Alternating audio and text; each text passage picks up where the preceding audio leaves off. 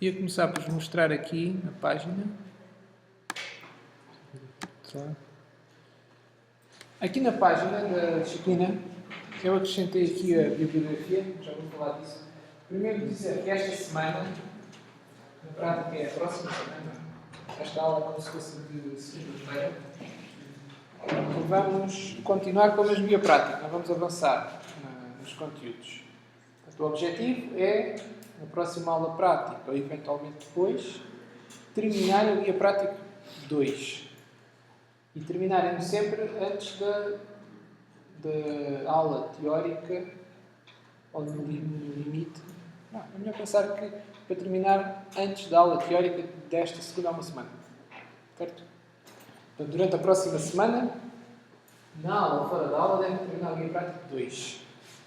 Se tiverem tempo para isso, estão aqui mais alguns exercícios, que são estes aqui, questões adicionais ao guia prático 2.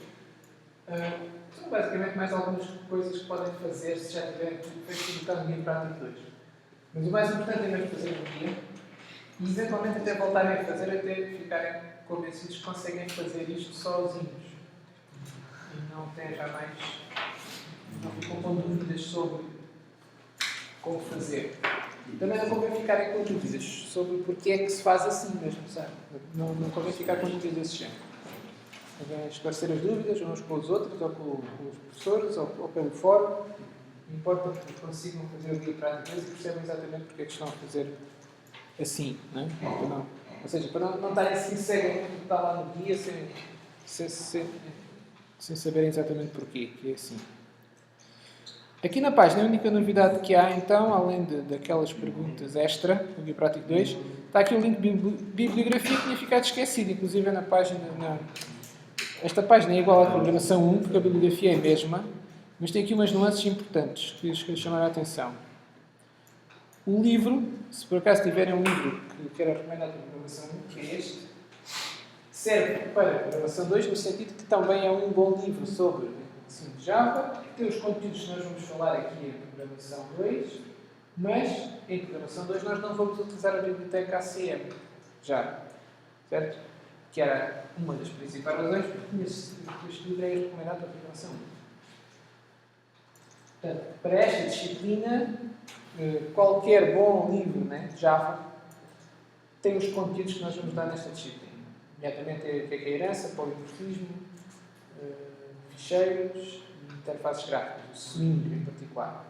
Isso, normalmente, qualquer livro sobre a linguagem ou sobre a introdução à programação utilizando Java tem esses conteúdos. Dentro destes livros todos sobre introdução à programação, este, se já tiverem, como eu já disse, podem continuar a usá-lo, pode ser de referência, podem consultar coisas lá, não faz mal nenhum. Embora com essa nuance que não vamos usar a biblioteca, a ACM. Este era um livro que estava aqui em alternativa, mais por razões históricas, porque anteriormente já foi recomendado, mas este tem um bocadinho o mesmo problema, é um livro centrado à volta da Blue J. Nós também não vamos usar já o Blue J. Mas, mais uma vez, também tem lá os conceitos principais que nós vamos dar. Depois estão ali dois sites, que são os mesmos, possivelmente vocês já tinham visto. Este de resolução de pequenos exercícios e este que é aquele catálogo. Estão a ver o que é que isto é? Olha, não, este link não está a funcionar. Estranho. Mas se vocês colocarem isto no Google, de certeza que chegam lá. Ver se não me esqueço de corrigir o link. O mais interessante é este aqui. O Ed's First Java. É mais interessante em relação ao que foi recomendado para a programação 1. Isto é, a programação 2 já faz mais sentido.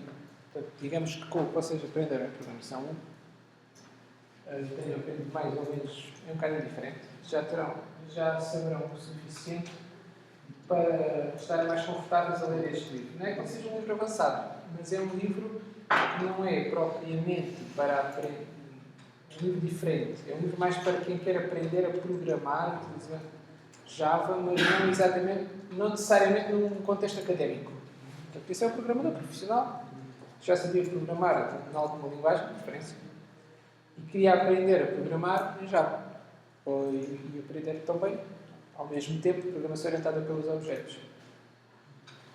Então, este livro é um livro que eu gosto. É um livro radicalmente diferente no aspecto. Pode impressionar pela negativa, eventualmente, para quem gosta. Para quem tem gostos mais conservadores. Este livro está... Existe uma cópia em papel na biblioteca.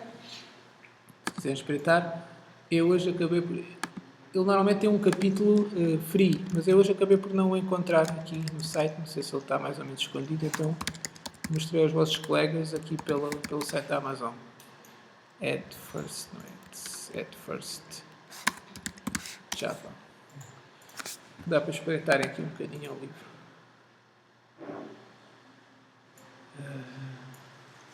Tem aqui o Search Inside, só para verem um bocado o aspecto do livro. É um livro com muitos bonecos, com algumas piadas e umas imagens, umas fotografias, muito gráfico, mas resulta, na minha opinião, resulta muito bem. E é um livro tecnicamente bom, mas está escrito de uma forma muito diferente da nossa, pelo aspecto gráfico. Mas tem os temas todos mais importantes que nos interessam aqui muito bem explicados. Digamos que é um bom complemento para o que vamos fazer aqui na disciplina. Portanto, além do que vamos dando nas aulas, podem usar este livro como outra forma de verem, estudar os mesmos temas. Pronto, dito isto, esta semana, como eu já lhes disse, que corresponde na prática à próxima semana, não tem conteúdos novos. Pode eventualmente aparecer aqui alguma coisa que o professor Ipaz ainda coloca, mas não estou a poder colocar aqui neste momento mais nada. O que eu vou fazer na aula de hoje é utilizar o Eclipse. Portanto, vai ser aula toda à volta do Eclipse e fazer aqui uma pequena parte do que é pedido no Guia Prático 2. Antes disso, então, tem alguma dúvida que tenham ficado daquilo que vocês já fizeram? Eu vou começar a fazer aqui o projeto Dispenser. Vou começar mesmo de raiz. Provavelmente vocês já viram na aula prática, né? Semana passada, mas foi esta, né? Foi um jantar.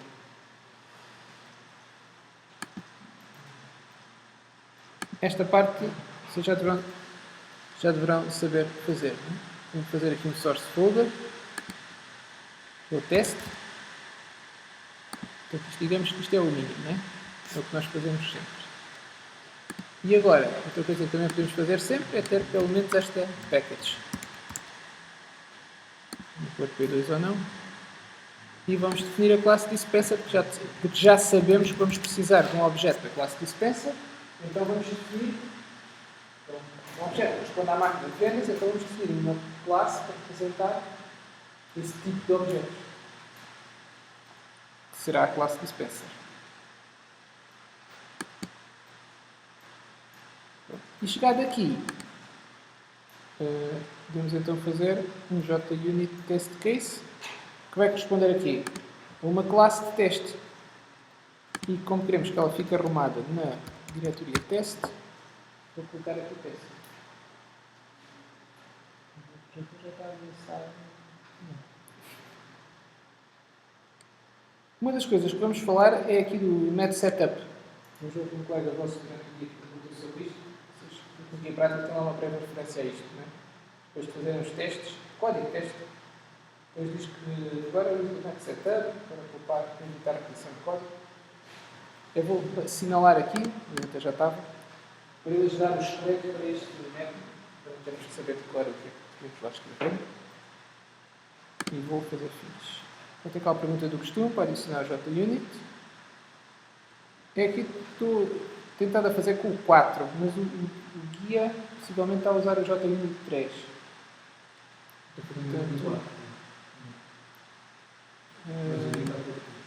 está com o 3, não é? Então vou pôr aqui o 3. As diferenças também são muito pequenas, mas podem fazer um bocadinho de confusão. Basicamente as diferenças são... Uma delas é fácil de explicar assim sem mostrar nada. No 3, os métodos de teste têm mesmo de começar pelas letras teste. Vamos chamar teste qualquer coisa. No 4, o que interessa é aquela notação que aparece antes. Aquela arroba teste. Essa é talvez a principal diferença. Depois, no código que é gerado, o código que ele gera automaticamente para o teste, o que eu vou fazer agora aqui, já vimos isso. Aqui no 3 aparece isto, no 4 não aparece. Não aparece este extend no 4. Ele aqui também não gerou um método de teste logo.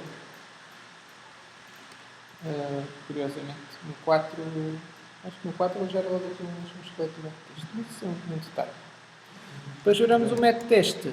O método de teste são métodos públicos, void, que começam pela palavra teste. Tá, esta é a regra. Agora a seguir, o primeiro teste que vamos fazer, para estar depois no guia, é aquele de testar a inserção de moedas. Diversas moedas. O dinheiro que lá vamos colocando vai de facto acumulando na máquina. Então pode ser o insert coin. Tá? Isto foi basicamente o que fizemos na segunda-feira. Mas agora usei o JIT3, tem esta diferença para ter aqui este extent, então temos que nos preocupar com isso.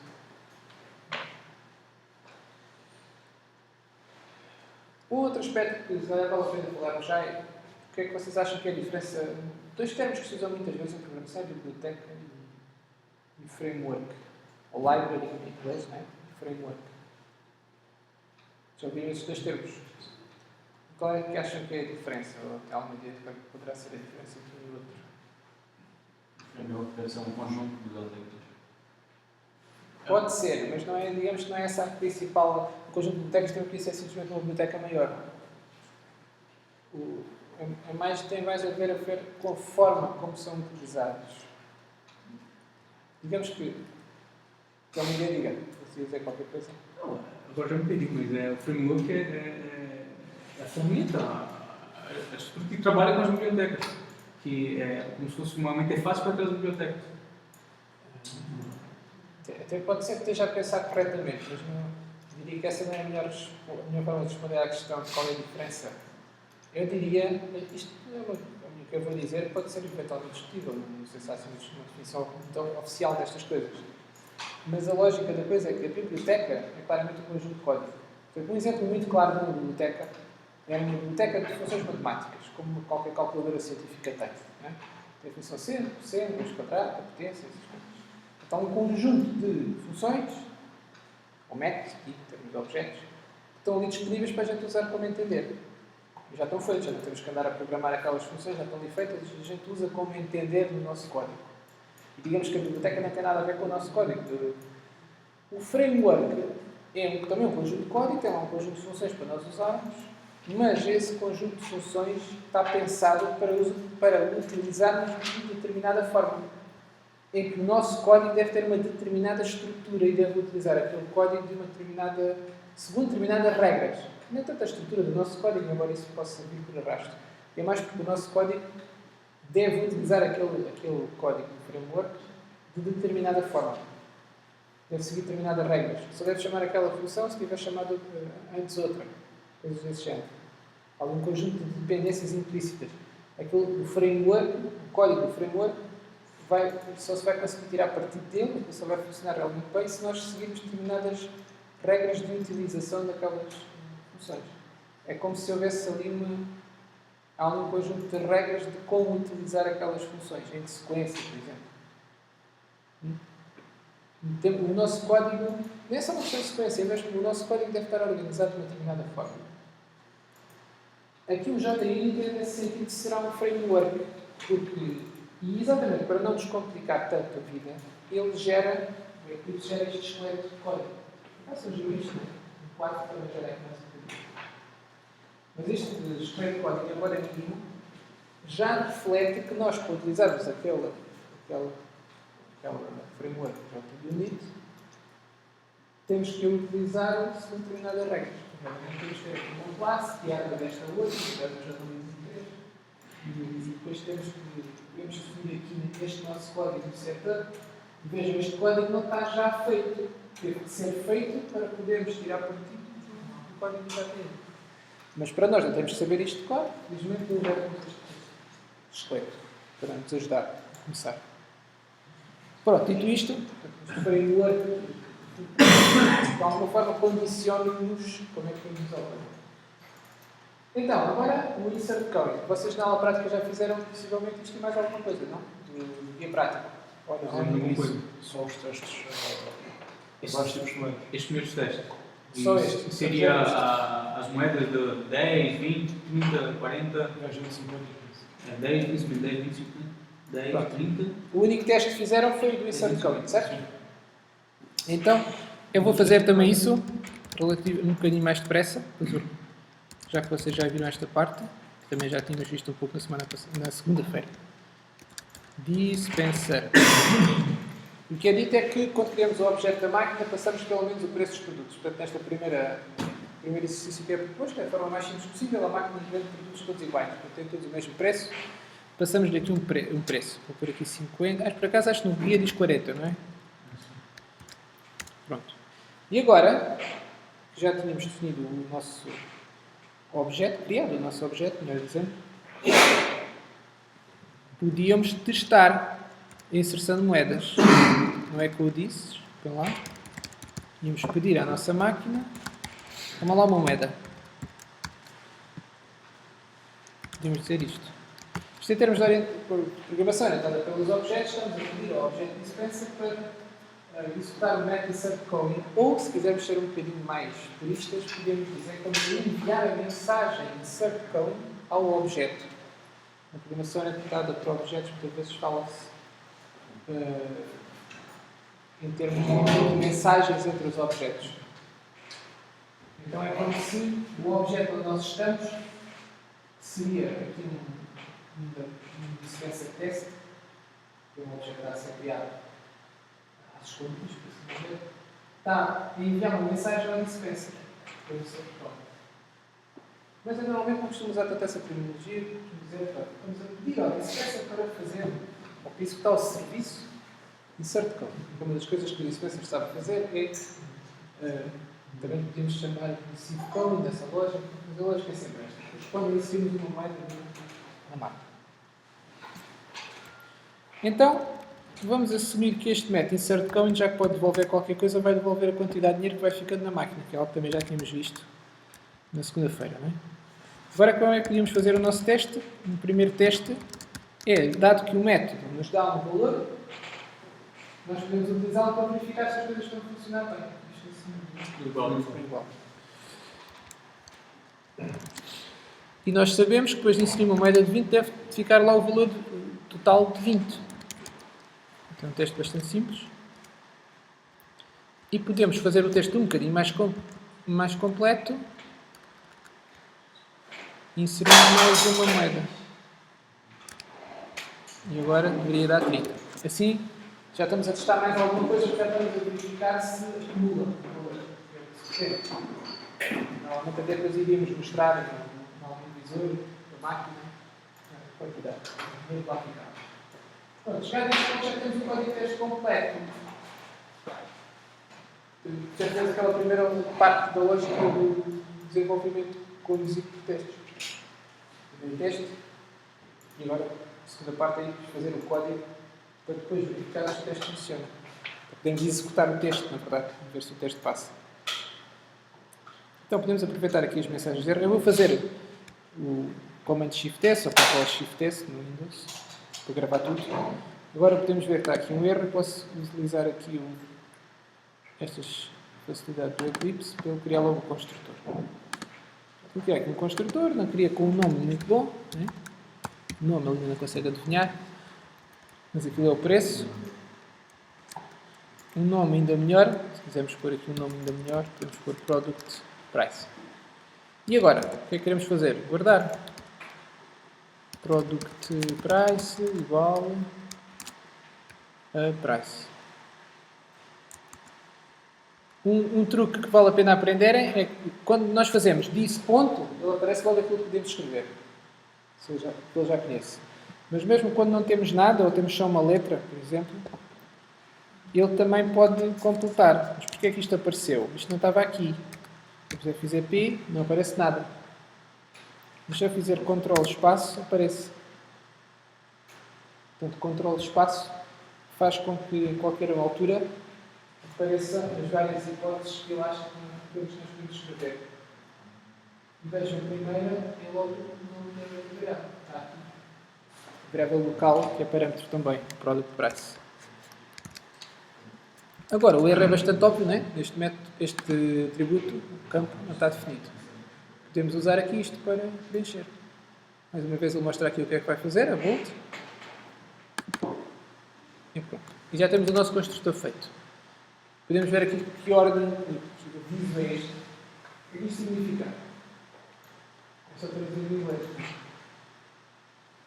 Vemos que aqui não está a ser usado. O que é que não está a ser usado? Não está a receber nenhum valor.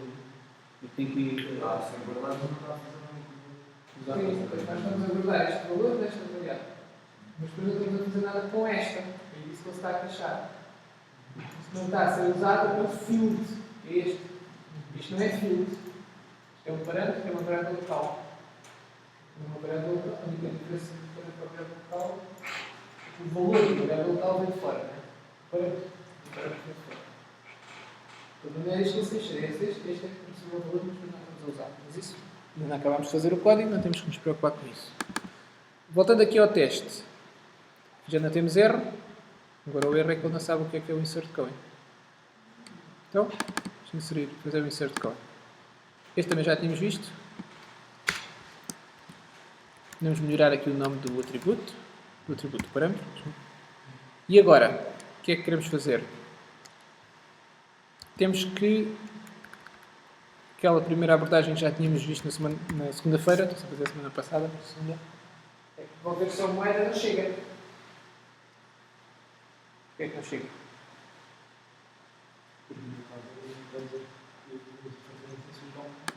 Eu vou executar aqui o texto para vermos. Imagina que fazíamos isto. Inserir moeda é devolver o valor da moeda. Já não temos erro de compilação, vejam. Pois, mas veja, pelo nosso teste, se inserirmos 20, é realmente para devolver 20. No código não está a dizer que vão ter sido 20 para fazer os outros. Temos aqui 20, aqui. No teste, no código teste, sim. No código não, no código só dizemos que recebemos um valor e devolvemos esse valor. Não há um tratamento desse valor aí dentro dessa. Não, mas então vamos ver o que é que acontece se nós executarmos este teste. Isto aqui é aquela coisa que eu tenho aqui, não interessa. E agora? Falha o texto, não é? O que é que falha? Aqui é que selecionei aqui para vermos o que é que está a falhar. Vamos aqui, duplo clique, este está a falhar. Está a falhar este assert. E vejam a mensagem que aparece aqui. Inserir 10 e estamos com 10. Tem 30. Sim, portanto, vou dizer, esperavas 30, mas deu 10. É aqui. Não está incrementado. E, portanto, 20 deu 20, aqui não houve problema nenhum com aquele código simplista que nós temos, não é? Que era pelo mais do valor do branco. Esse aqui, por acaso, coincide. Portanto, este é um teste um bocadinho enganador, porque está a passar por este teste, por isso é que este teste é fraco ainda. Convém inserirmos outra moeda para ver se realmente está a acumular. O primeiro teste não dá para testar isso. Então, vamos mais o 10, já dá 30. E esse 30 é que não está a acontecer. Não está a dar para 10. Porquê? Porque por 10 e por 10. Certo? Com isto, nós já sabíamos que devíamos ir modificar aqui o insert coin. Se fizerem F3, vão diretamente para a função, se estiverem com o cursor lá em cima. E então, o que é que temos que fazer aqui? Temos que acumular o valor da moeda. Portanto, precisamos de mais um atributo do objeto. Não basta ser um preço do produto, que nem sequer estamos a usar. Precisamos de uma outra variável para ir acumulando o dinheiro. E isto em termos da nossa máquina. Deixa eu ver se eu tenho aqui. Já tenho que fazer os desenhos no ar. A nossa máquina tem aquela caixinha e vamos pôr as moedas. Não é? Na prática, tem que haver um contador de dinheiro associado a essa caixa onde pomos as moedas. E há de haver um outro, que é quando realmente fazemos a venda, ou compra, conforme a perspectiva. Quando a máquina vende, deve registrar esse dinheiro como sendo dinheiro da venda. E o outro, que está na caixa, deve passar a zero e ainda há um terceiro valor, de certa forma, que é o troco, se existir. Portanto, o troco vai para uma outra caixinha, para ser devolvido à pessoa, sai da máquina. Tá? o dinheiro do contador de inserção de moedas passa a zero e isto conta uma venda bem sucedida, não é? E o dinheiro faturado pela máquina é incrementado. Aqui, ainda estamos só a falar da inserção das moedas, portanto, vamos só falar do contador lá da caixinha onde nós colocamos as moedas e contando quanto dinheiro é que está lá. Então, precisamos de uma variável para isso, que no guia se chama Inserted Money. E o que é que temos de fazer com o Inserted Money? Temos que adicionar a moeda, não é? E agora o que é que devolvemos? Este também, não é? Então, tenho que fazer aqui Portanto, eu não sabe o que é o Inserted Money, posso ir aqui. E uma das hipóteses é criar o field, e já temos o field cá em cima. E podemos ver que se eu selecionar aqui, ele vai mostrar. Não sei se ver ali, consegue. Eu seleciono aqui, ele diz que este é o mesmo. E eu não. Às vezes assinala melhor que outros. Mas faz falta com aquele cinzento todo. Pois, quase não se vê ali. Mas ele, quando nós selecionamos uma variável, ele diz onde é que está a variável. Por exemplo, nesta aqui, ele devia assinalar esta aqui, mas não está a assinalar. Não se nota. Pronto, está claro isto? Agora, tínhamos feito esta alteração, podemos voltar a testar. Podemos chegar aqui. Se clicarmos aqui, ele deve executar o último texto. Pronto. Já passou este pequeno texto. Tá, até aqui não houve dúvidas, não é? Isto foi mesmo basicamente igual ao que fizemos na segunda-feira. Agora, podíamos avançar para fazer um segundo teste, que é o da venda bem-sucedida, que é o que eu estava a falar. Vamos assumir que é a situação em que a pessoa tem dinheiro suficiente para comprar o produto. E depois pede para comprar o produto. E vamos pensar que até põe mais dinheiro do que à conta, só para estarmos um bocadinho melhor se realmente calcula o troco. Então, os métodos de teste devem começar por teste. Vou fazer aqui um bocadinho de copy-paste para aproveitar. Desculpa, não estou na classe de teste. Barulhinho, acertava. Aqui. Aqui é que eu vou aproveitar o cabeçalho para fazer o método de teste. Este em branco. E agora vamos fazer um teste Cell Product, que é o nome que está na. Isto se é Cell, se é Byte, depende um bocado da perspectiva em que nos colocamos, não é? Interessa que é para comprar ou vender. Para testarmos a venda do produto, o que é que temos que fazer? Primeira coisa. Lembre-se, aqui é um aspecto muito importante. Os testes são executados de forma autónoma uns dos outros. Portanto, o outro teste tenha sido feito antes ou depois deste, não nos interessa. Não há dependência. É executado um teste, depois é como se começasse novo e executasse outro teste. Exatamente para não criar dependências entre os testes, que às tantas poderia haver erros causados por isso. Para serem de facto independentes uns dos outros. Então, se queremos agora testar a venda do produto e não podemos assumir que nada está feito, o que é que temos que fazer em primeiro lugar? Criar uma máquina. Vamos criar a máquina mesmo, essa parte é comum. Portanto, vemos que vai haver aqui um trabalho inicial, conforme a complexidade do que estamos a fazer, pode ter que ser mais ou menos código, mas que é um código que tem que ser feito, temos que criar alguns objetos para depois os podermos testar. Um bocado disso. Isso até tem uma analogia fácil com um laboratório de física ou química.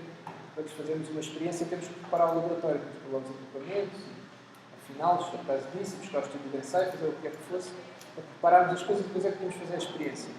Aqui também é um pouco isso que acontece. Temos que ter que criar alguns objetos, mais ou menos conforme o que estamos a fazer, para depois então utilizar esses objetos para fazer o teste. É isso, na verdade, que se chama o setup. Por isso está ali o método, como já vimos ver, o método setup não está a fazer nada que nos interesse.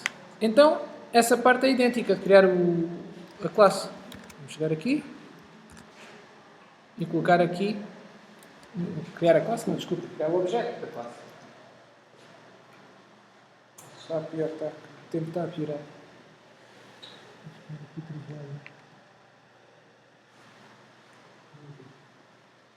Portanto, criamos um objeto da classe de espécie. E agora? Também temos que inserir moedas. Se queremos testar a venda bem sucedida, temos claramente de ter dinheiro. Podemos aproveitar algum deste código aqui. Mas vejam, agora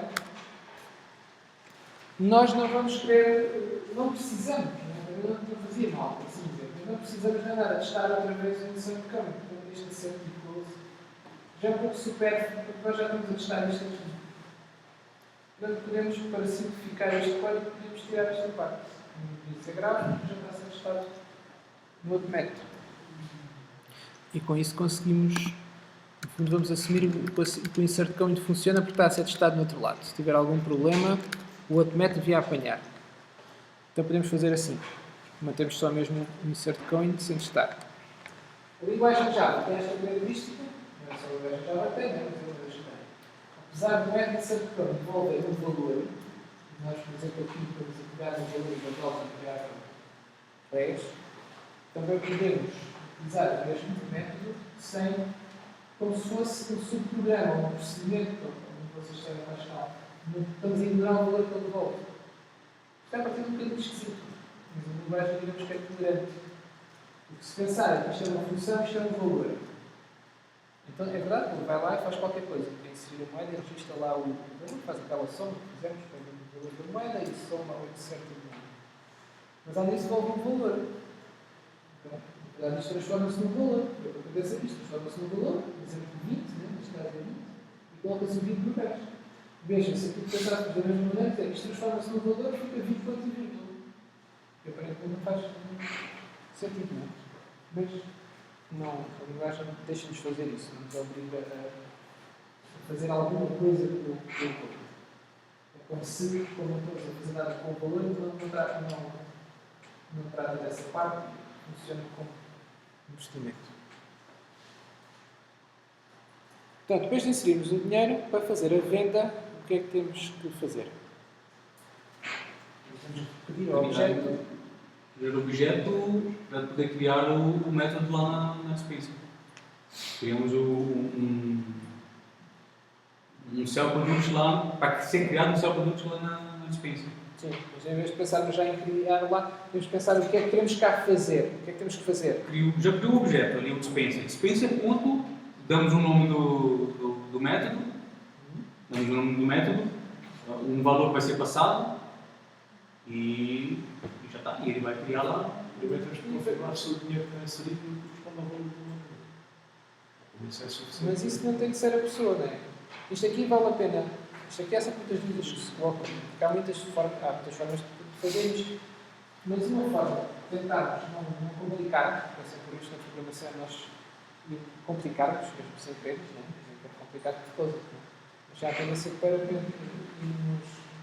queremos ser mais complexos, às vezes temos mais código, não sei. Aqui, para tentarmos não complicar, vale a pena pensarmos, de facto, como é que é a interação com uma máquina destas. Um pouco como se o código de teste fosse a interface com a máquina.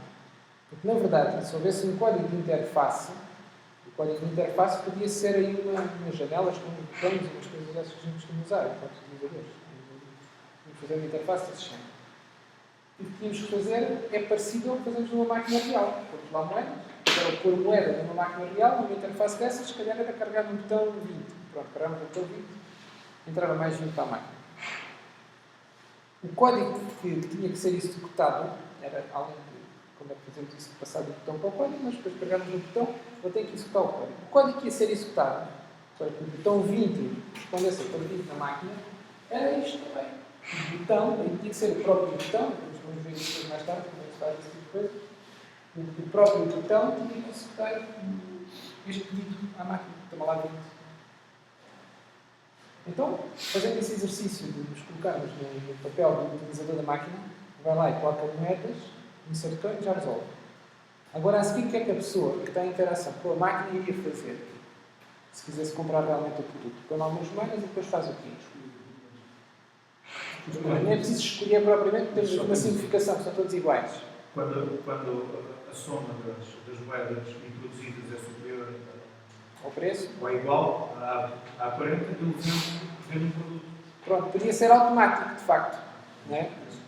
Mas normalmente não é, até. Portanto, vamos por aí. Tem que dar botões táteis ali para poder... Podia ser automático. Repara, se fosse automático, era o insert coin que tomava a decisão de vender. O insert coin via, olha, já passou do preço, faça a venda. E a venda ficava lá escondida, não tínhamos que nós dizer venda, só temos que conseguir inserir moedas e depois a venda automática. Mas normalmente até não é, na minha experiência com estas máquinas, nós depois de inserirmos dinheiro suficiente, nós é que dizemos que queremos comprar, carregando outro botão. Não é? Então esse carregar no outro botão, somos nós a pedir à máquina para nos vender o produto. Não dizer que queremos comprar, não é? Como é que pomos a questão? Nós pomos moedas, que é o insert botão, e a seguir carregamos num botão para comprar. Então isto é outra mensagem para a máquina. Portanto, é chamar o outro método do objeto máquina. Temos de tradução para código.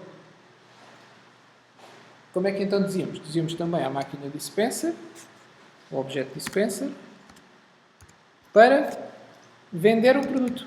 E o que está no enunciado é para usarmos este nome.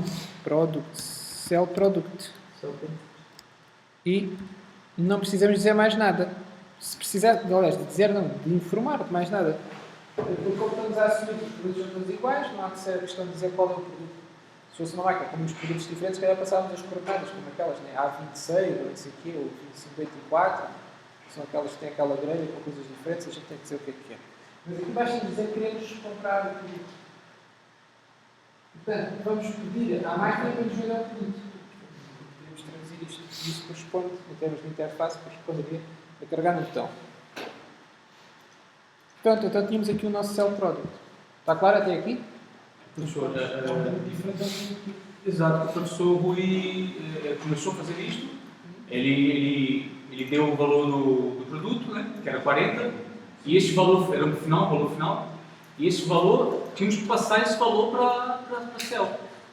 Para Cell Product, lá da dispenser. Ou seja, eu passava, eu quero que você me venda este produto, mas passava o valor. Do preço? Do preço. Mas isso podia estar a pedir assim. Nem se prepara, os produtos têm na máquina. Depois vende, depois tem que dar para os produtos. A quantidade de produtos que tem na máquina é outra questão. Não tem a ver com a venda propriamente. Aí seria uma verificação para ver se há produtos para vender, não é? Não. Temos 10 produtos, acho que é a máquina. Tem 10, faz a venda, depois isto é novo. Sim, mas isso vamos nós fazer a seguir. Mas isso é o teste, já propriamente dito. Ou seja, isso é o teste à venda. Para dar uma olhada no meu corpo. É parte do teste da venda. Era isto. Passar, isso aqui foi o que eu queria agora para o senhor. Passar lá para o seu produto com o valor do final que era 40. E lá na Cell Product, ela fazia, né, recebia o 40, né, e tirava este valor. Depois, agora estou na vida da explicação da pessoa, sei porque é que eu fiz dessa forma. Isto na realidade, essa parte quem fez foi eu. Agora, mas a parte anterior, quem fez foi eu. Está bem, então vamos continuar com esta. Eu vou Não faz mal nenhum. Vamos continuar com esta. Esta aí é um bocadinho um passo mais à frente. É mais um que vamos primeiro esta. Até aqui dá para perceber, não é? Só pedimos para comprar o produto, não estamos a dizer mais nada. Agora aqui a questão é, nós não estamos a querer testar a venda do produto. Ainda não testamos realmente, porque para testarmos temos que comparar se algum valor obtido é igual ao que deveria ser. Não é? Não temos isso. E não temos nada. Inserimos duas moedas, pedimos para vender. E agora, como é que vemos se realmente a venda foi bem sucedida? Porque estamos a testar a situação em que a venda é bem sucedida. Há aqui um pormenor. Se a gente quer testar se a venda foi bem sucedida, temos que logo à partida criar condições para que ela seja bem sucedida. Portanto, é testar esse cenário, como se diz. E há algum pormenor que ainda não está bem.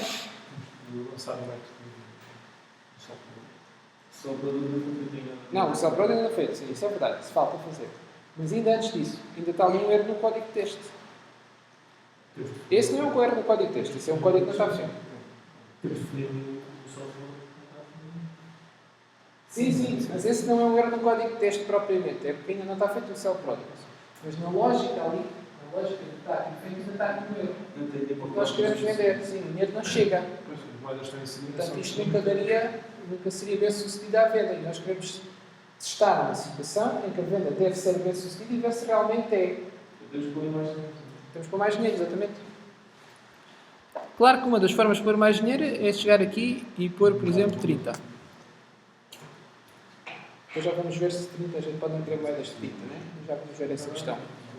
Mas pronto, agora pelo menos já está lá dinheiro suficiente. Às vezes estamos aí impedidos por lá um valor qualquer. Portanto, agora a máquina podia 50 e se dermos a venda, podemos aproveitar este método para ele nos devolver um valor. Que podia ser o troco. Será o mais óbvio.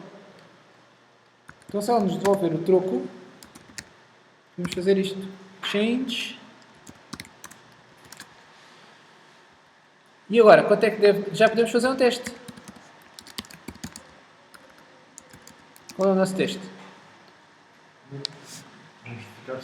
O troco é quanto? Portanto, isto é o que deve dar e o que dá realmente é o change. Isto agora já é um teste completo. Podemos ainda querer melhorá-lo, mas já testa qualquer coisa. Já testa que depois de pormos dinheiro suficiente, ele devolve um determinado valor para o troco. Então agora podemos aproveitar aqui a mensagem de erro como de costume para irmos fazer o Sell Product. Pronto, temos aqui o nosso Sell Product. O que é que o Sell Product tem que fazer? O que é que responde? Há várias coisas, mas uma delas, já com o que temos ali, é que ele tem que devolver o troco. Essa é a parte mais óbvia, porque a única coisa que estamos a testar neste momento é se ele devolve o troco certo. Não estamos a alterar a quantidade dos produtos, nada disso. Estamos a ver se ele devolve o troco. Como é que calculamos o troco? Ou seja, a diferença entre o settlement money e o price do produto. Portanto, disse ponto. Inserted money. Menos o product price. Aliás, sim. Como é que é? Isso é importante. Settlement money menos o product price. Menos o product price. Basta pensar quando é que isto está positivo ou está negativo, não é? Se o dinheiro for dinheiro a mais, é suposto dar um valor positivo de troco. Estamos a falar que a função devolve o troco. Portanto, este é um método de venda de produto que já satisfaz aquele teste, mas ainda não está muito completo, não é? Vender o produto não é só devolver o valor do troco. Temos que fazer mais qualquer coisa. Mas com isto, temos o valor gravei para desaparecer pelo compilar e já desapareceram os erros. E agora, já posso executar o nosso teste.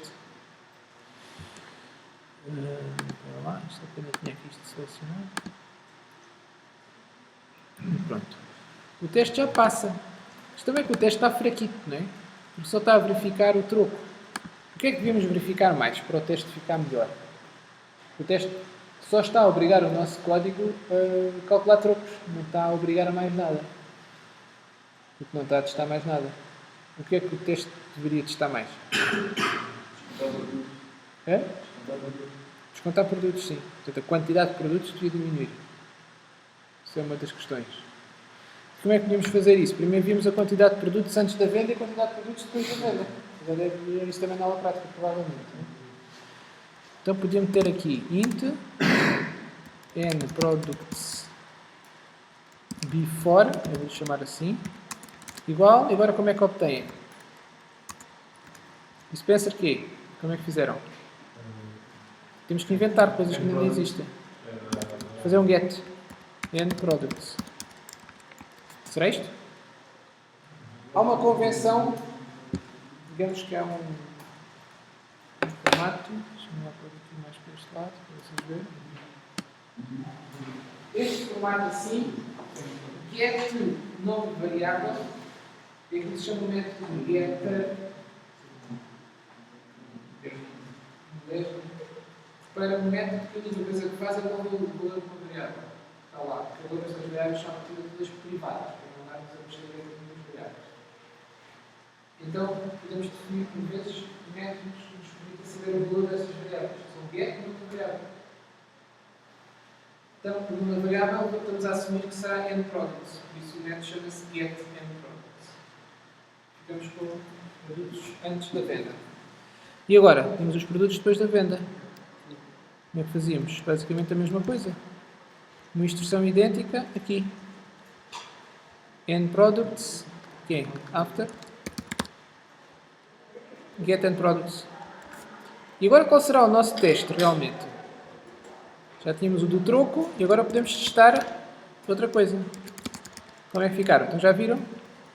O que é que deve dar, digamos assim? Digamos o... O deve dar agora não é tão claro, não é? Mas podemos querer testar a igualdade de duas coisas. Podemos fazer com o assertivos, de facto. Eu hoje de manhã até fiz com o assertivos.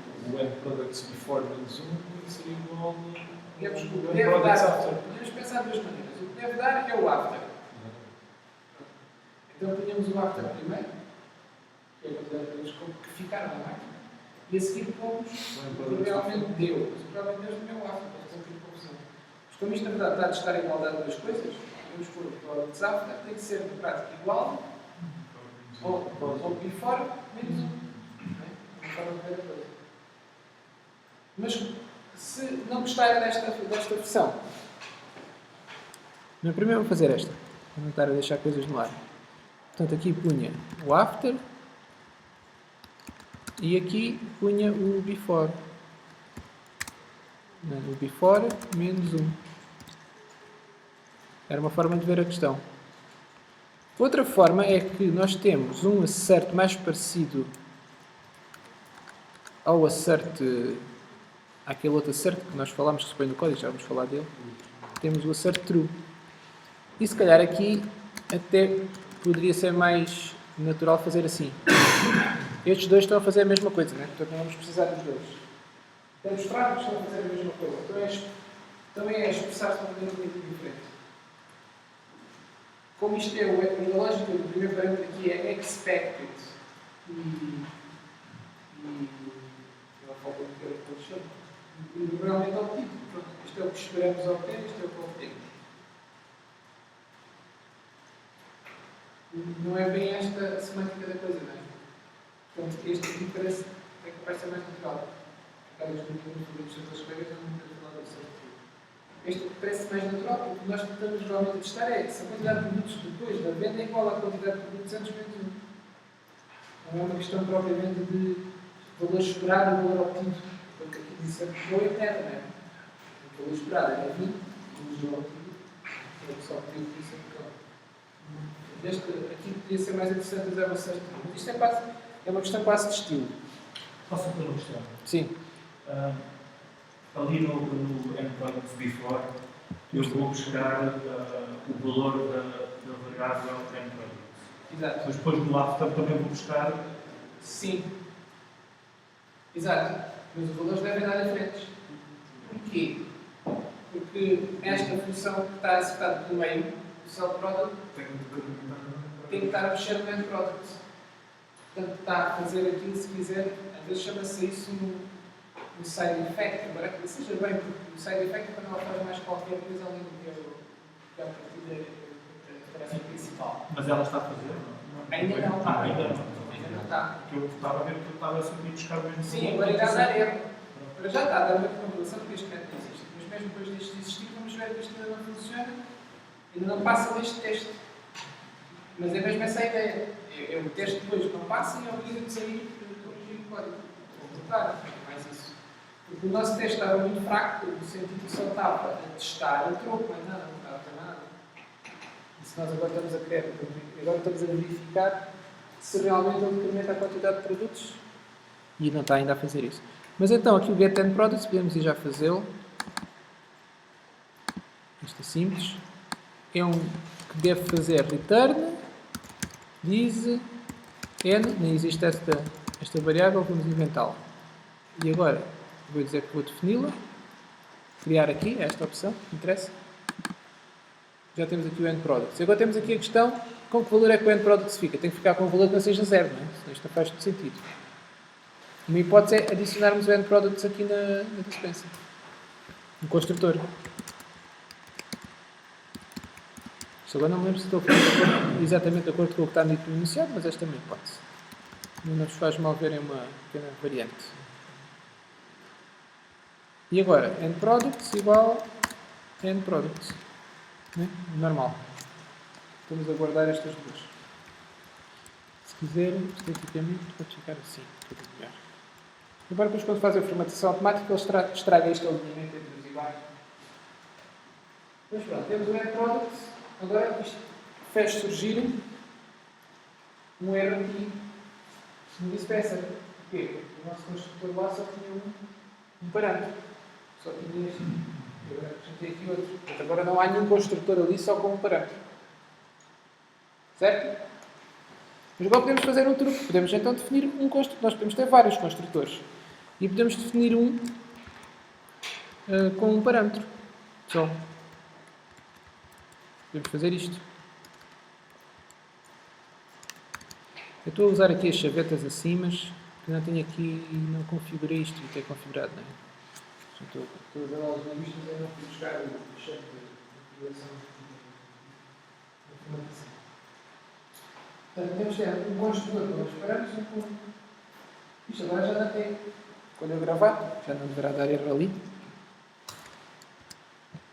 Pronto, gravei, ele compilou, já não tem erro. O dado não está correto e eu vou ver se não está a fazer nada.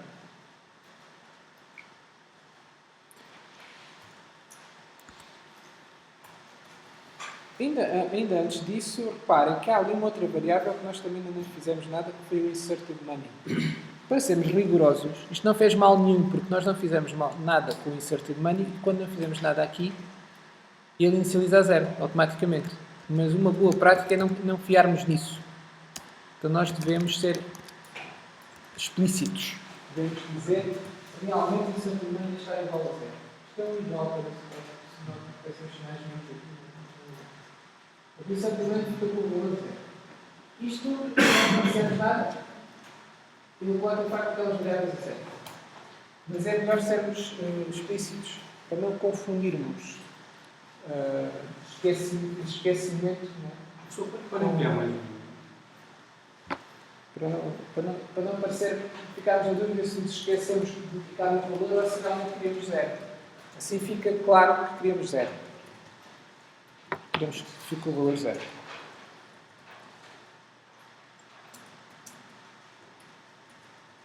Agora, algo que o professor Rui Pascal também já vos falou é que, agora se fôssemos fazer aqui este nosso construtor, tinha que fazer mais ou menos o mesmo do outro.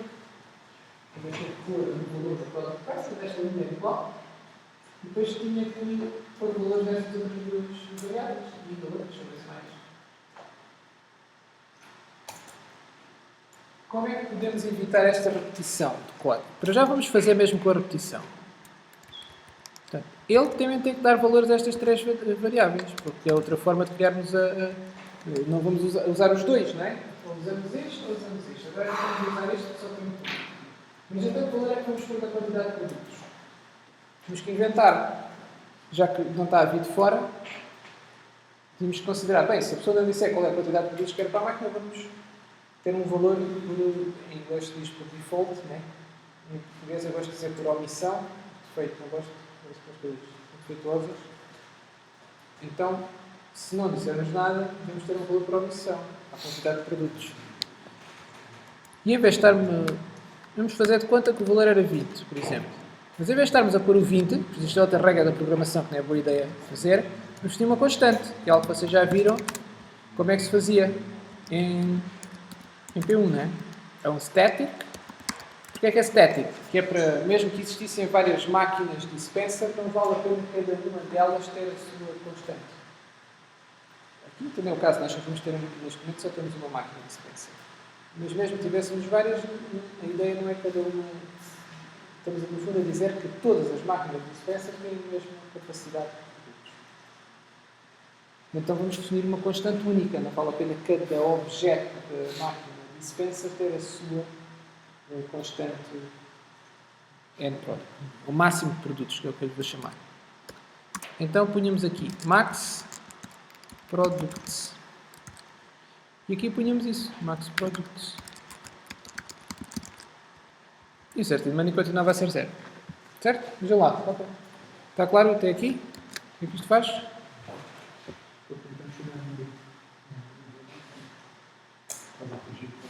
Pois é, Não há dúvidas até aqui? vou fazer um outro. Vejam lá, se houver alguma dúvida, digo. O que é que eu fiz aqui? Eu vou recapitular. Eu queria um construtor, aliás, novo, e na verdade é para utilizar o código texto. Nós lá temos a dizer new dispensa um valor, que é o preço dos produtos. É para usar este construtor. Então, neste momento já temos dois construtores parecidos. Um que recebe só o preço, outro que recebe o preço e mais a quantidade de produtos.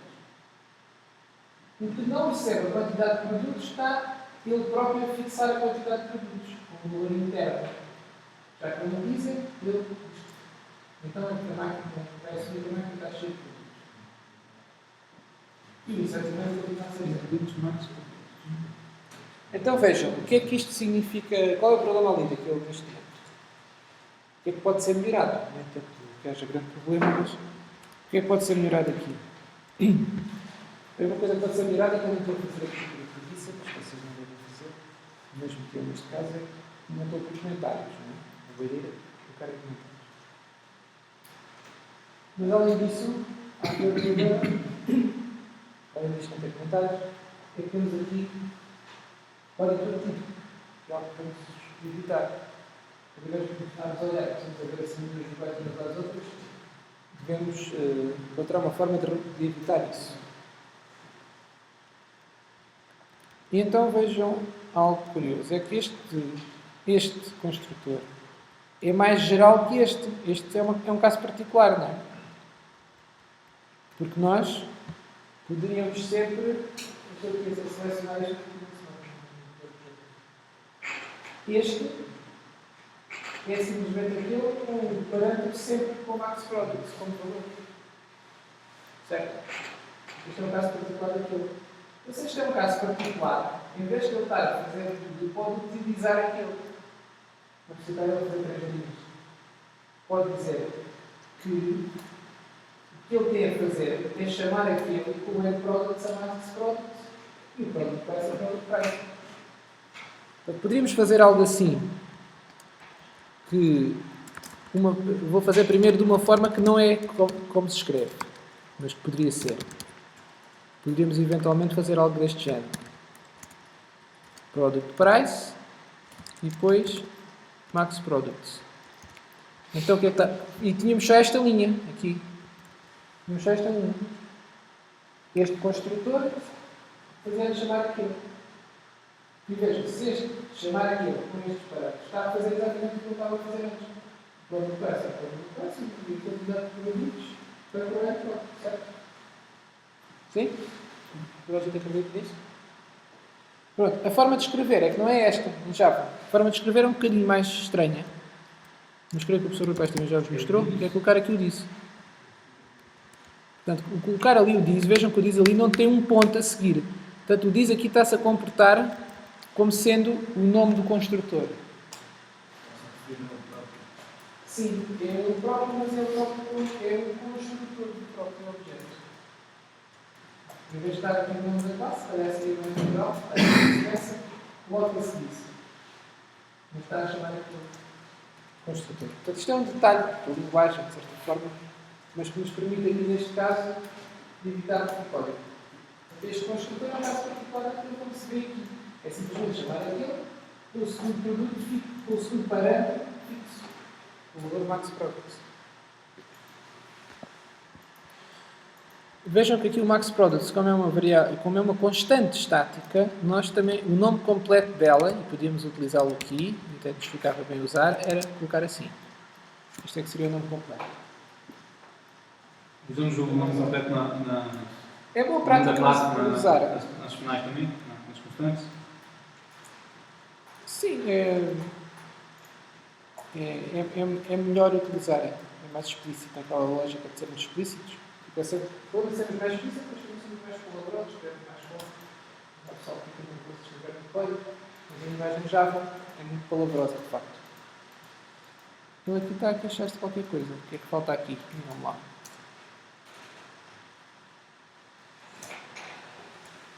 Se calhar só falta gravar, não. Vamos ver. Exato. Vejam o que é que diz aqui. Falta um valor para Max Pro. Exato. Como ele é final, tem que dar um Blank até está em branco. iniciar com o valor.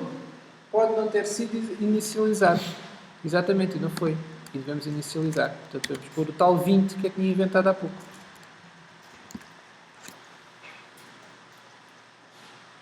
Está claro até aqui? Isto é só uma pequena melhoria interna da classe de dispensa. Portanto, agora, nós temos lá o nosso código de teste de utilizar este construtor.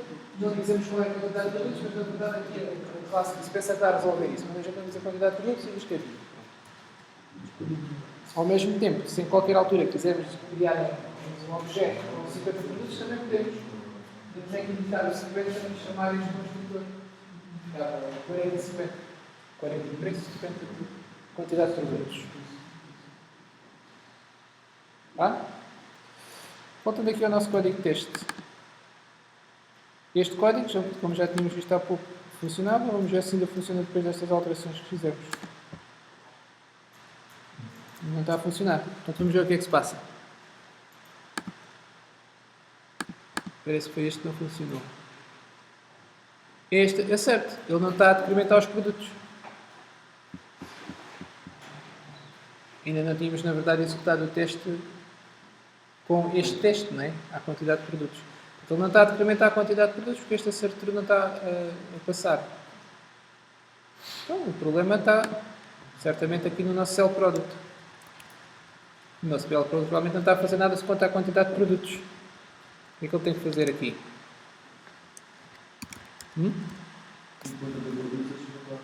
Sim, tem que decrementar. Isto é a solução mais simples, nem sequer estamos a ver se os produtos já chegaram a zero, não é?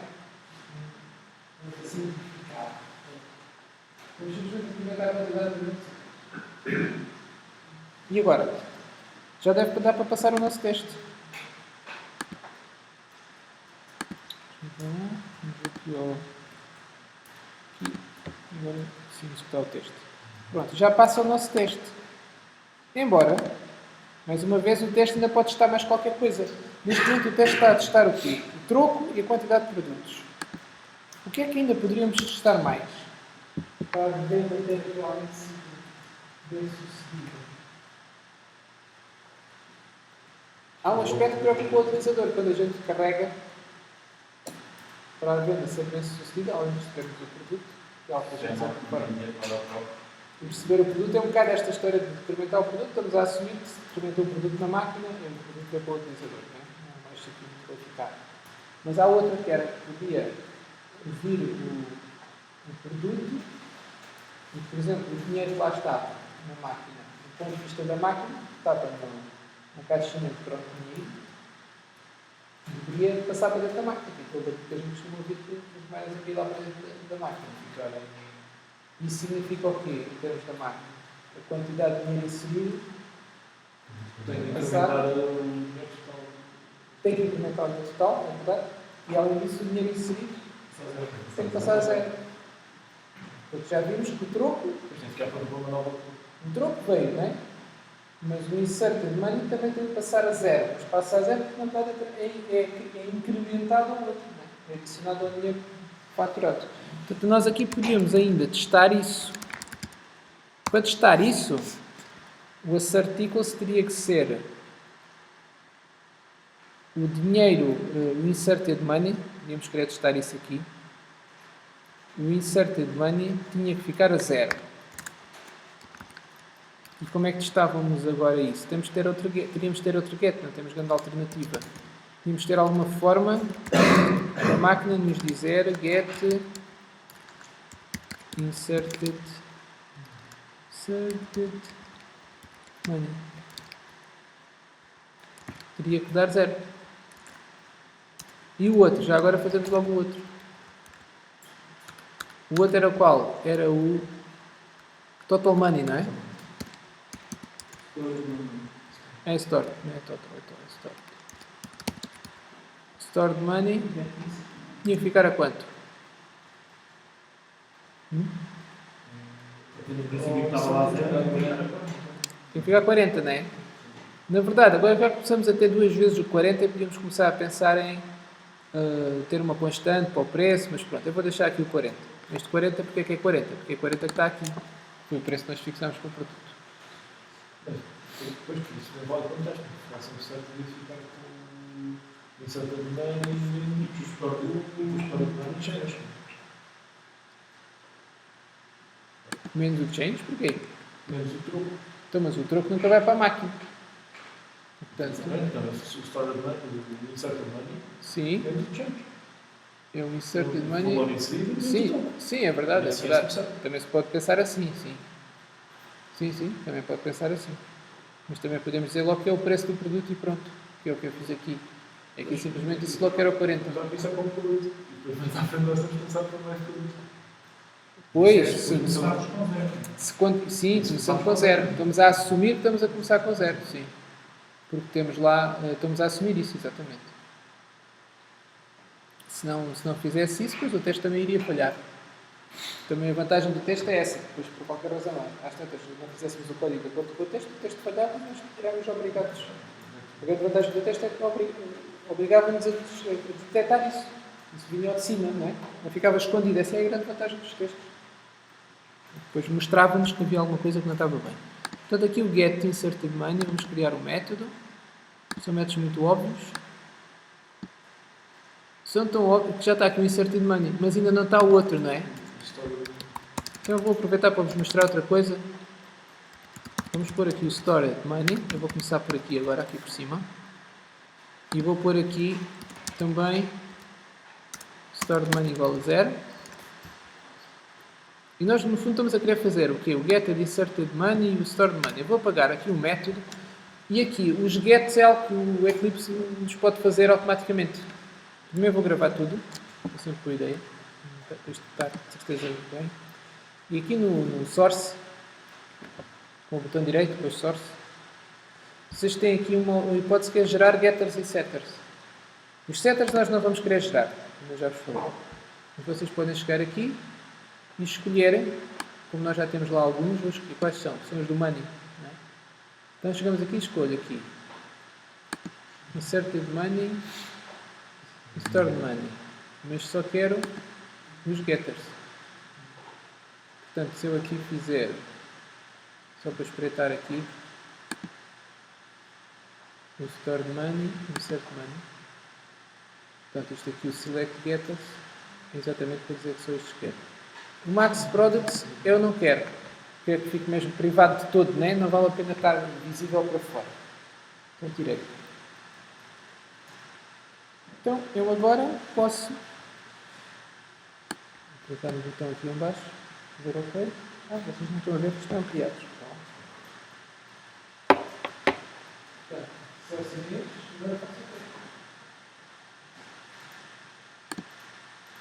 Pronto, ele criou isto. Criou demais, não é? Estes já cá estavam. Não, ele criou foi aqui no meio. Portanto, aqui, para isto ficar mesmo certinho, até como nós gostamos, era aqui que eu disse. Isto dá para mudar. Isto é configurável também. Este esqueleto de código que ele gerou, que não tem o diz, é porque na verdade no esqueleto não está o diz, mas é possível até adicional. Agora vou pôr à mão. Temos então com isso a money. E este Get Products não está bem como deve ser, porque este N devia ser maiúsculo. Porque quando queremos chegar a outra palavra, quando damos a palavra, temos que utilizar a letra. Porque não é exatamente o nome da variável, para termos essa regra. O get é uma palavra, a seguir já é outra. O N é uma abreviatura. Mas ele já cá estava, não é? Escolho aqui qualquer coisa. Sobretudo tem que criar uma coisa comum, não é isso? Sim, vou apagar aqui. Gravar. Vejam, temos aqui 4 gets, né? Para as 4 variáveis, nada de especial. É tudo a mesma coisa. Todos os 4 atributos agora têm um get. Um getter.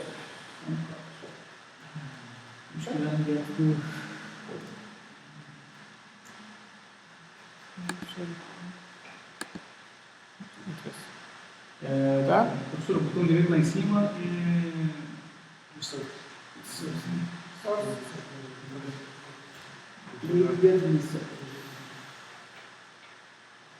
Criamos Reset money. Pronto. O que é que falta, o que é que eu vos quero mostrar mais é como é que utilizamos o assert.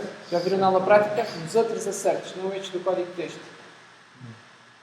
Pronto, mas ainda antes disso, outra coisa que já me estava a esquecer, que é, já viram como utilizar o setup na aula? Ou seja, aqui no nosso código de texto tem aqui este setup. Para que é que serve aqui o método setup? Já viram isso? Ou já viram o que eu quero dizer? Não. Então, aqui no método teste, aqui é o método teste, mesmo neste código que era pequeno, há aqui aspectos que estão repetidos. Um bocado da seta do que eu falava há pouco, o que é que nós tivemos que fazer logo no início do teste? No início do teste foi o início do método teste. Neste caso. Não há nada mais. O que é que nós tivemos que fazer para realmente fazer o teste? Vamos criar um objeto e sequência. É o mínimo. Porque vamos testar esse objeto, vamos testar métodos desse objeto. Porque vamos criar o objeto.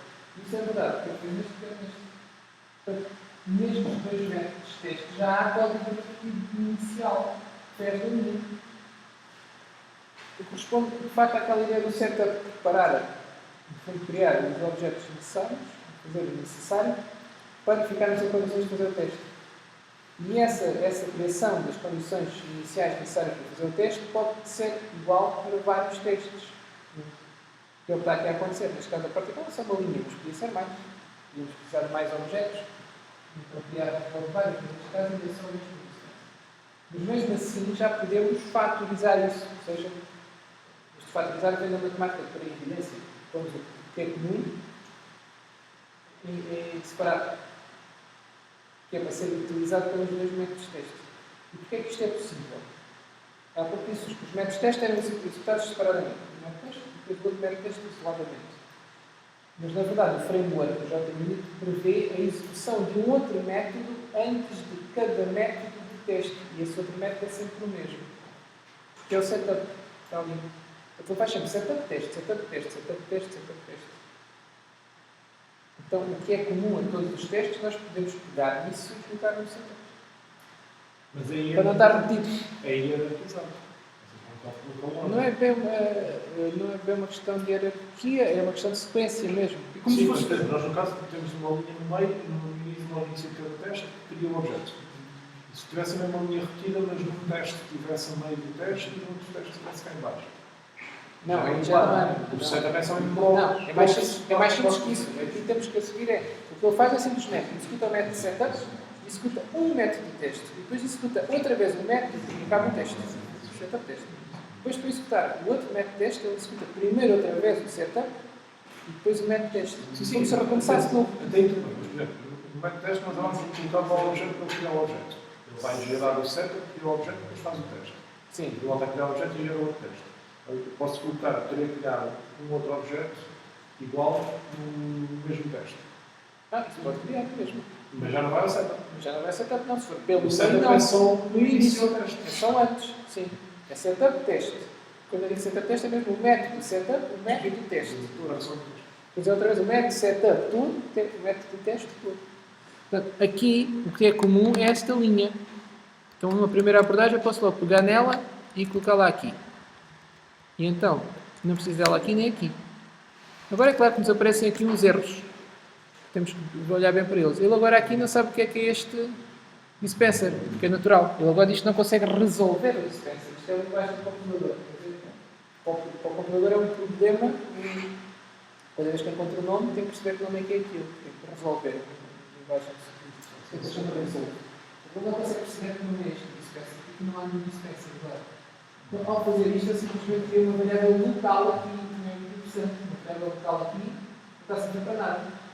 Depois o método setup termina e a variável desaparecida. Portanto, nós não queremos que o dispenser seja uma variável local do método setup. Temos de transformá-lo em instância. Deve ser a instância, sim. Isto é uma classe, a classe teste, temos exatamente isto é uma classe como as outras. Portanto, nós queremos é que esta nossa variável seja aqui uma variável de instância. E como toda a boa variável de instância, vou dizer até que seja private. Não faz mal nenhum. E agora, fazemos isto, um bocadinho como fazemos nos construtores. Cada vez que vamos fazer um teste, primeiro é executar o getSetup e o getSetup cria um objeto dispenser que guarda cujo nome guarda na verdade o dispenser. Agora eu vou chegar ao getSetup já não se fecha, agora o getSetup já tem um dispenser. Agora, se quiséssemos ser mais precisistas, mais precisos, podemos colocar aqui um diz antes do dispenser. Já sabem que quando se coloca o diz, eu assumo que está logo diz. Portanto, o nome completo é este diz dispenser. E vejam como o Eclipse aqui, acho que ali consegue-se ver, não é? Que ele, quando eu assinalo aqui a variável, vou tirar isto aqui, ele está a assinalar também aqui, também está a assinalar as outras coisas. Este dispenser é mesmo direito, este. Só que ali no videoprojetor não se nota a cor, fica com um lilás, não se nota. Portanto, mas para ficar claro, eu vou pôr aqui os nossos diz. Para ficar claro que é a mesma coisa. Então, quando ele encontra dispenser e vê que não há nenhum dispenser aqui, vai verificar se existe um diz dispenser. Por isso é que o diz não é obrigatório. Se eu não fizesse essa simpatia, seria. Aqui tem fartura de dizes para colocar. Estão todos. Vejam, isto foi uma alteração muito pequena, mas foi também pequena porque o código de setup também é muito pequeno. Mas podia ser vários. Tinha que criar vários objetos para depois fazer o primeiro texto. E isso, e depois responder a várias linhas de código. E vários testes precisavam dessa preparação. Então estavam a poupar mais linhas de código. E é bom evitarmos o código. Portanto, este método setup serviu-nos para isso. Isto é uma das coisas que está lá dito no guia prático. Depois de vocês terem feito 2 ou 3 testes, bem diz para então agora experimente lá usar o método setup para evitar essas. Serão poucas linhas de código repetidas no início de cada passo. Também a hipótese de executar o método depois de cada teste, um bocado por simetria ao setup. Setup antes, depois, mas por enquanto não estamos a precisar de fazer nada depois do teste. E seria típico se, por exemplo, se estivessem a ler um fecheiro, precisavam de ler um fecheiro para fazer um teste. A seguir devem fechar o fecheiro. Se houvesse vários testes que precisavam do mesmo fecheiro para fazer o teste, então o início do teste vai ser abrir o fecheiro. E como é preciso fechar o fecheiro, seria algo que seria feito em vários testes. Ficava por meio teste. Mas aquela parte de abrir e fechar o fecheiro era comum em vários testes. Então, fechar o fecheiro seria um outro que eu queria dar então era o nome do outro método. Que é executar depois. Mas agora, como não precisamos dele, não vale a pena estar a definir. Pronto, só falta falarmos de outra coisa, que é o assert. Mesmo normal. Se calhar vocês usaram para inserir as moedas. Vejam, estes asserts são para o código de teste e tem a ver com o JUnit. Se não existisse JUnit, estes assertivos nunca sabia o que é que isto era e dariam erros. Mas do lado do nosso código, portanto aqui no lado da nossa classe dispenser, a própria classe dispenser pode-se proteger dizendo que, por qualquer razão, não quer saber de moedas que não sejam lá os valores normalizados, tá? Só quer moedas de 5, 10, 20 e 50, por exemplo. Viram como é que faziam isso? Na aula prática? Viram essa parte? Como é que ela se defende disso? Viram ou não viram? Só para verificar se as moedas são medidas são as corretas. Sim, se são legais nesse sentido. Ou seja, imagina que a classe dispenser só quer, no fundo, quer reforçar o contrato do método de insert code. O contrato do método de insert code neste momento só diz assim: se eu receber um inteiro, eu vou pegar nesse inteiro, adicioná-lo à quantidade de dinheiro inserido e vou devolver a quantidade de dinheiro inserido até agora. E ele só obriga a receber um inteiro, não obriga mais nada. Mas podíamos querer reforçar o contrato. Dizer, não, eu só vou acrescentar o dinheiro inserido se o dinheiro que recebo, além de ser um inteiro, tem que ser ou 5, ou 10, ou 20, ou 50. Nós só fazemos asserts. Temos os 3 asserts para a moeda, pasta de moedas, 10, 20 e 50. Temos o problema de 15 que seria a falsa. Pronto, e como é que fizeram? Só obrigamos a fechar. Lá Por exemplo, se fizer isto... mas isso é outra coisa. Fizemos um teste. Sim, nos testes. Não há Aí uma... nós chegamos A verificação não foi feita. Pronto, mas isso é outra coisa. Isso é outra coisa. É complementar, de certa forma. No teste, vocês puseram valores diferentes e depois viam o quê? Damos as três moedas que ele aceitaria e damos a moeda falsa. Se a moeda, se não fosse uma das três moedas ele não fosse aquela moeda falsa, ele canchava. E como é que baixava? Parava só. Dá bom, não mostrava passava ele. dali, dava aquele erro. E porquê é que dava? Era o erro. Porque a moeda, no acerto, aquela moeda não era igual ao que estava assim em cima. Agora, como é que foi assim? Toda vez que foi aquilo era para dar uma mensagem. Mas se calhar, a metade da dúvida é se vocês estão a falar do assert equals. Sim. Era? Era. Pronto, mas agora eu vou falar do assert equals. Vou falar deste assert, que não tem nada a ver com o já domínio. Infelizmente, eu não consigo, mas este é só assert. E este só se chama assert, este é que é muito importante fixar, só vamos usá-lo como regra. Agora, pudéssemos usá-lo do lado do código de texto, só iria dar um bocadinho, pode tornar um bocadinho confuso, agora não fazer-se mal de usar. Vamos, como regra, as coisas ficarem um bocadinho mais arrumadas, só vamos usar este assert do lado do nosso código. No fundo, para reforçar os tais contratos dos métodos. Este era para tentar só para poder receber o ideia, seja lá o que for. Agora, neste caso, estava a dizer que afinal o inteiro só podia ser 5. Para mim, isto também era demais, não é? Se fosse sempre 5, na verdade, não tem barato. Tinha logo aqui 5 e acabou. Na verdade, não é bem isto. Colocando agora os ovos ali. 5, Pode ser ovo, 5. 15, ovo. Exatamente.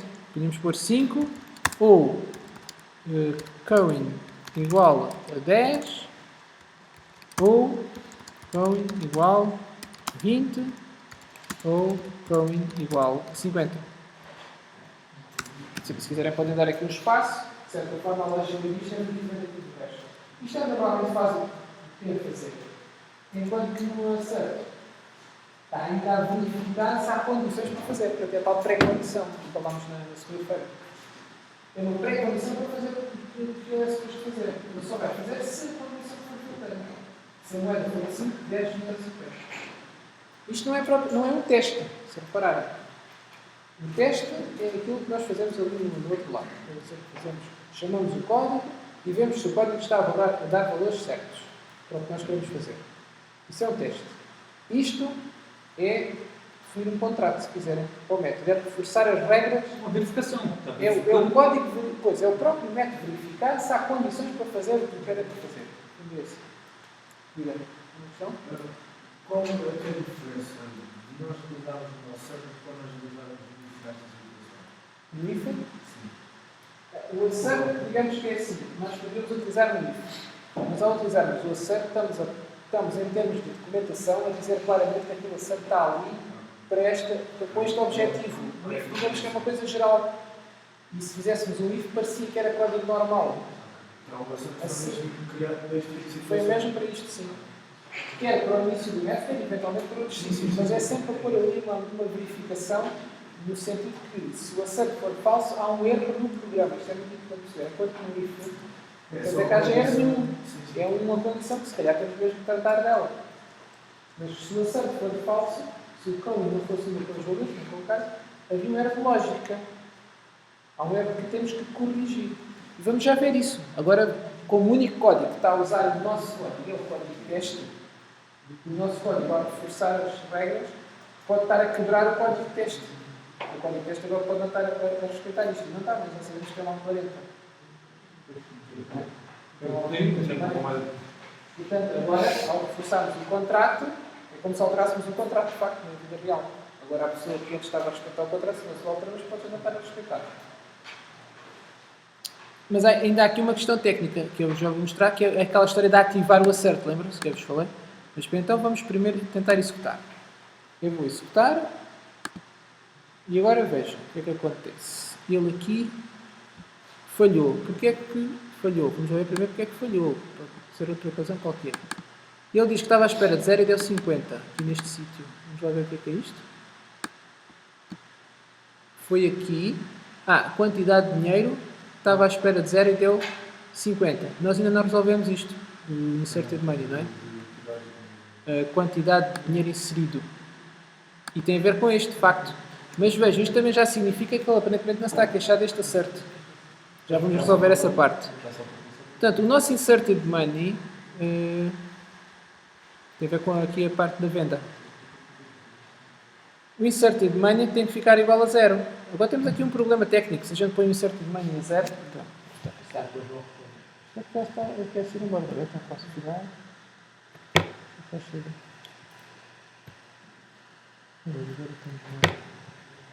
Não quero mesmo que a gente continue.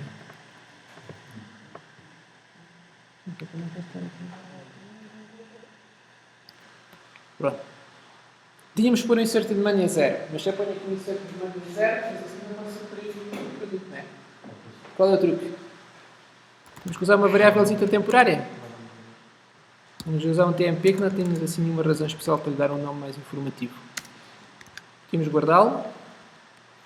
Depois punhamos o inserted money a 0, não é? E agora, bem, isto é uma forma, não é a única forma de fazer isto. Vamos ter feito logo o change, não é? Portanto, deixa para vocês melhorarem. Devíamos ter calculado o troco, guardado o troco e depois lá vimos o troco. Isto é uma forma até um bocadinho mais rebuscada de fazer. Agora, isto era uma das coisas que faltava fazer. A outra era com o total money. Ainda tínhamos que fazer outra coisa com o total money. O total money tinha que ficar com quanto? Não é total money, nada, é store money. É que eu estou sempre a chamar total money. Tem que ficar a somar-lhe o price. Isto é uma forma de pensar. A outra era somar-lhe o valor que tinha sobrado, etc. Product price. Pronto, então vamos ver outra vez o nosso código. Isso já executa.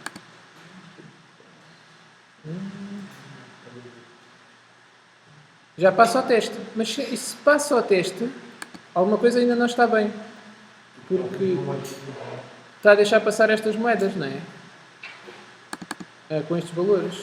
Aliás, aqui com este 30 e este 40. Logo, ele é mais aqui o 30. Está aqui. 40 é o preço. Ele ainda se queixa. Ele tem que se queixar é aqui deste 30, não é?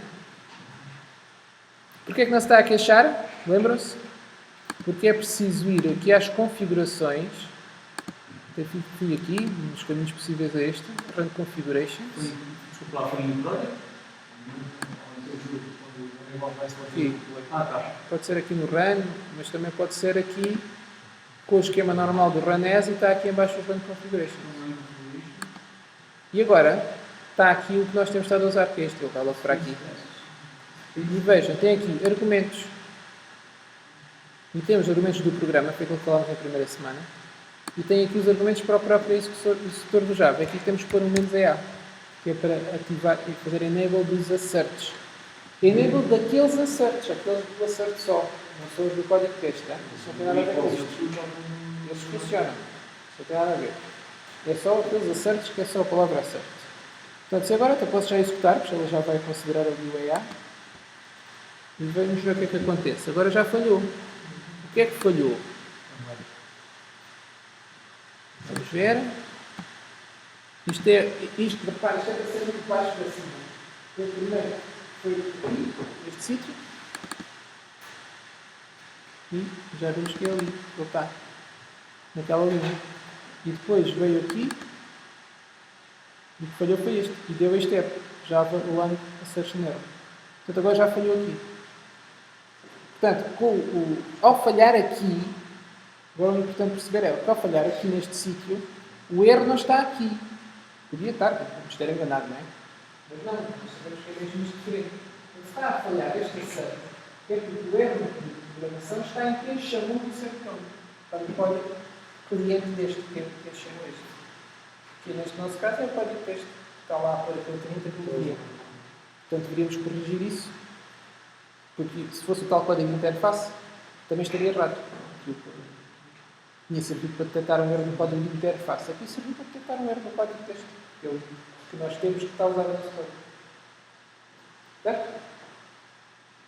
Portanto, este assert serviu para isto, para o próprio método se defender de um parâmetro que ele considera incorreto. Só que não há a 30 para... Sim, agora teríamos que... Sim, agora corrigimos para terminar. Tínhamos que ir aqui. É claro que agora corrigir aqui obriga a corrigir mais. Portanto, vamos fazer aqui um pequeno truque. Temos agora aqui um 10, não é? Não temos que andar a corrigir muita coisa.